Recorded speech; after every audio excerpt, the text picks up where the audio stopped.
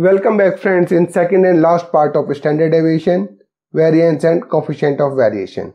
I hope all of you have already watched my previous video on these measures, where we have discussed why there is a need of these measures and their properties along with pros and cons.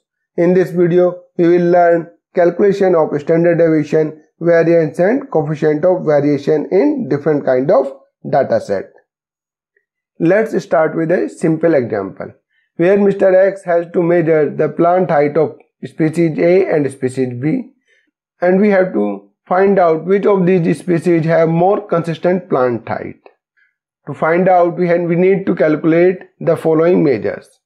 For plant A, the total plant height of all the plant is 240, and with the help of the formula summation x1 over n1, we can calculate the mean plant height of species A, and here we can see that 240 divided by 10 will give us 24.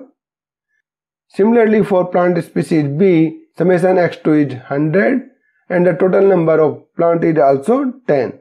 Therefore, the mean plant height of species B will be summation x2 over n2 or 100 over 10, which will give us a value 10. And in the next column, we have to find out the deviation of plant height for species A by x1 minus x bar 1, and in the next column we will square these values. After squaring all these values, we have to find out the sum of these square deviation, and which is 136 for plant species A. Similarly, in the next column we have to find out the deviation of mean plant height of species B, followed by the squaring of this deviation, and the sum of all these square deviation for plant species B is 192. To find out the variance of plant A, we can use the formula summation x1 minus x1 bar whole square and divided by n minus 1. As we can see, the total of the square deviation is 136 and the n1 was 10, therefore n1 minus 1 will be 9 and it will give us a value 15.11. Similarly, for variance for plant B can be calculated with the same formula, and here we can see that the variance for plant B is 21.33. To find out the standard deviation, we will use the formula standard deviation is the square root of variance. Therefore, the standard deviation of plant A will be square root of 15.11, which will give us a value 3.887.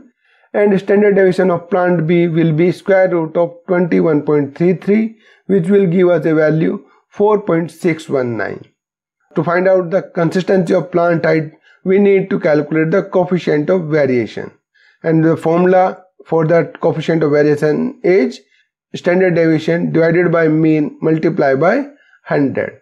Therefore, the coefficient of variation for plant A will be 3.887 divided by 24 and multiplied by 100, which will give us a value 16.197.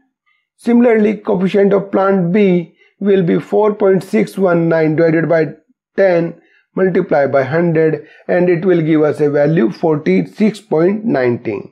All these measures can be summarized in this table, where we can see that mean plant height for species A was 24 and for species B it was 10, and the variance was recorded 15.11 and 21.33 for species A and B respectively, and the standard deviation we can see that it was recorded 3.887 and 4.619 for species A and B, and coefficient of variation was recorded 15.197 and 46.188 for species A and species B respectively. Based on this summary, we can say that the mean plant height for species A is much more compared to B. However, based on this coefficient of variation, we can say that the species B have more variation in its plant height compared to species A. Let's take one more example, and this question was asked in the end semester exam of BSc Honours final year student in 2018, where the student have to calculate the maximum carbohydrate content and the fluctuation of carbohydrate content in three varieties A, B and C. To find out that First we need to calculate the mean carbohydrate content of these three varieties. As we can see, there are total 12 observations for each variety. To find out the summation x1, we will add all these values, and here we can get it's 684 for x1, and after dividing 684 by 12 we can find out the mean carbohydrate content for x1 is 57, and summation of x2 in variety B is 600, and after dividing it by 12 we can find out the mean carbohydrate content for variety B is 600 divided by 12, which will give us 50. And same for variety C, because the summation of x3 is also 600, therefore the mean carbohydrate content for variety C will also be 50. In the next column we will find out the square of the deviation from the carbohydrate content of variety A with its mean, and the total of these squared is 84. With the help of this formula, we can calculate the standard deviation for variety A is 2.763. Similarly, we can also calculate coefficient of variation is 4.84 for variety A. In the same way, we can also calculate the square of the deviation from the mean carbohydrate content with variety B, and the total of that squared deviation is 2606 for variety B. Like variety A, we can also calculate the standard deviation for variety B, which is 15.391, and coefficient of variation for variety B is 30.784. We can apply the same procedure for variety C to find out the sum of square deviation, which is 4938, and standard deviation for variety 3 will be 21.187, and coefficient of variation for variety C will be 42.374. Now we have lots of values, so we need to conclude or summarize the entire data. Here we can see that maximum carbohydrate content was recorded in variety A compared to variety B and C, but the maximum variation in carbohydrate content was recorded in variety C, because in variety A it was 4.84, in variety B it was 30.784, but in variety C it was recorded 42.374, which is much more than the variation in variety A and variety B. This is one more example where the height of Withania somnifera in Delhi, Meerut and Jaipur were recorded, and we have to find out which of these three locations have more consistent plant height and why. So I request you all to pause the video over here and try to solve it yourself, because it is almost same like our previous example. And if you want to check your answer, you can keep on watching my video. And this is the complete solution of this problem. Now you can check your answers with this.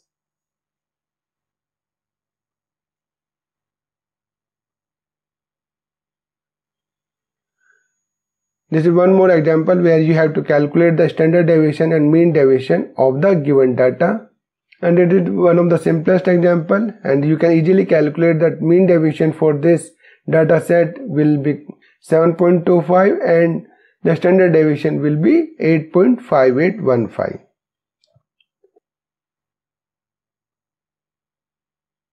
Now let's try to find out the variance, standard deviation and coefficient of variation in a discrete series.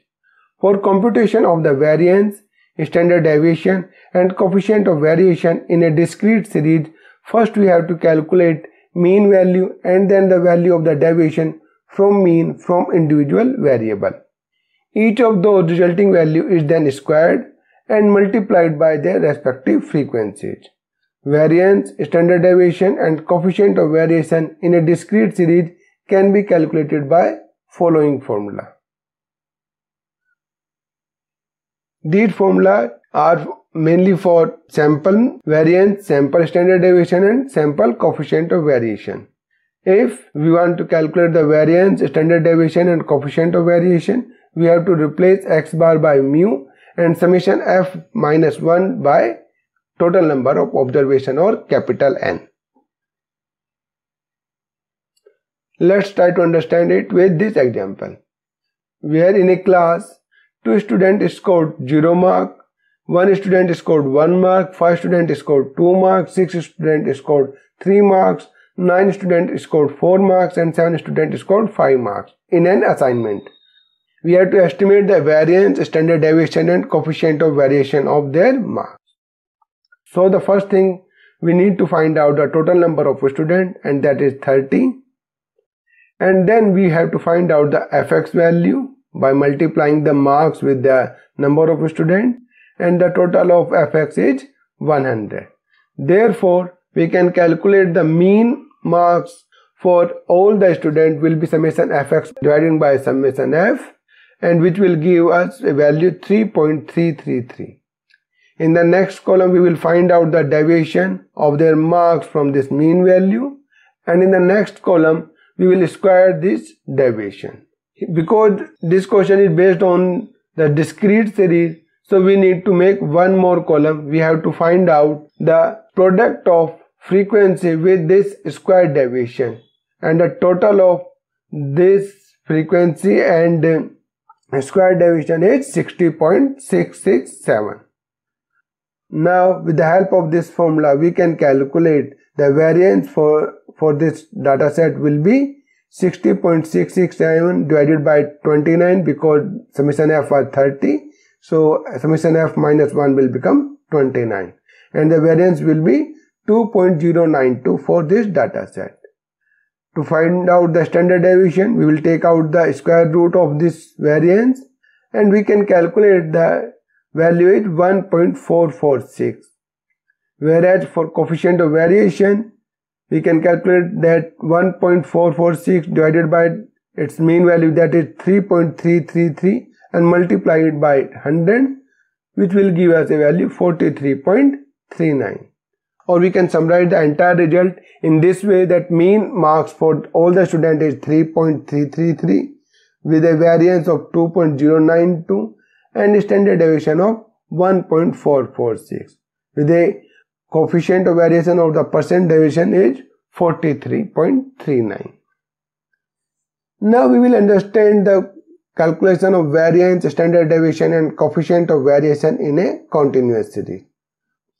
For computation of the variance, standard deviation and coefficient of variation in a continuous series, mean may be calculated after taking into consideration the midpoint of various classes. We have to calculate mean value and then the value of the deviation from mean from mid value of individual class interval. Each of those resulting value is then squared and multiplied by their respective frequencies. Variance, standard deviation and coefficient of variation can be calculated by discrete series formula. This method will be same for the both inclusive as well as exclusive class interval. Let's take an example to understand this concept.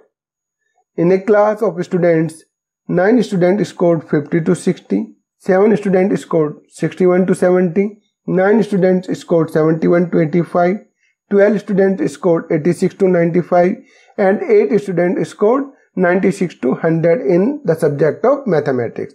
We have to estimate the standard deviation of their marks. So the first thing what we have to do, we have to make a table with a class interval. Then we need to find out the mid value of their class interval. The summation of f, or the total number of students in this case, is 45. In the next column, we will calculate the summation fx by multiplying the frequency with the mid value, and here it is 3525.5. Now we can calculate the mean marks for the entire class, which is 78.344. Now we can calculate the deviation of their marks from this mean value, and the next column we will square this deviation. In the last column, we will multiply this square deviation with their respective frequencies, and the total of these product will be 10,924.411. With the help of this formula, we can calculate the variance and the variance of their marks will be 248.282, and by taking the square root of this value we can calculate the standard deviation, and the standard deviation for their marks will be 15.754. As you can see that the class interval for their marks is not equally distributed, and we can easily calculate these measures like variance, standard deviation or coefficient of variation even for unequal class intervals. Let's take one more example where in a city sugar level of 100 randomly selected people was recorded as follow. We have to estimate the mean, variance, standard deviation and coefficient of variation of their sugar level. So like the previous case, first we have to find out the mid value of their sugar level. The total of the patient is 100, and the next column we will multiply this mid value with their respective frequencies, and the summation of fx is 17,400. With the help of these values we can calculate the mean sugar level by dividing summation fx by summation f, and here we can find out it is 174 for this data set. In the next column we will find out the deviation of sugar level from this mean sugar level, which will be squared in the next column, followed by multiplication of this squared value with their respective frequency, and the total of this frequency and the squared mean deviation will be 2,42,000. With the help of this formula we can calculate that variance for this data set will be 2,444.44, and standard deviation by taking the square root of this value will be 49.44. Coefficient of variation can also be calculated by dividing this standard deviation by mean and multiplying it by 100. So we can see that coefficient of variation for this data set is 28.415, or we can say that there is a 28.4% of variation has been seen in sugar value of these 100 randomly selected people. And this is the summary of all these measures. Now let's take some different kind of examples. Like in this example we have two samples with the following results. In the sample 1 the age was 25, and for sample 2 the age is recorded 11 years.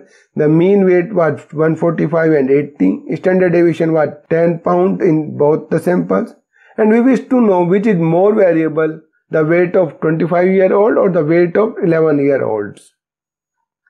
A comparison of the standard deviation might lead one to conclude that two samples possess equal variability, as we can see that both the samples are having same standard deviation.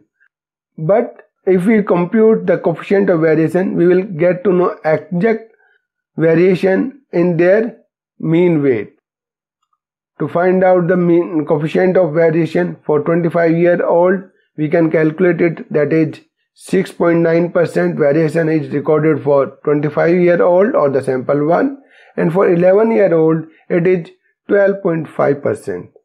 Therefore, we get a quite different impression. It is clear from this example that variation is much higher in sample of 11-year-olds than the sample of 25-year-olds. Let's take one more example.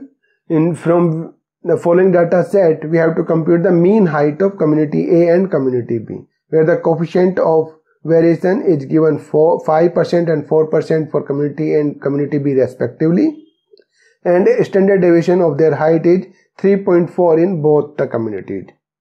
As we knew that coefficient of variation is known as standard deviation divided by mean multiplied by 100, which can be rearranged to calculate the mean value, and after rearranging we can see that mean is standard deviation divided by coefficient of variation multiplied by 100.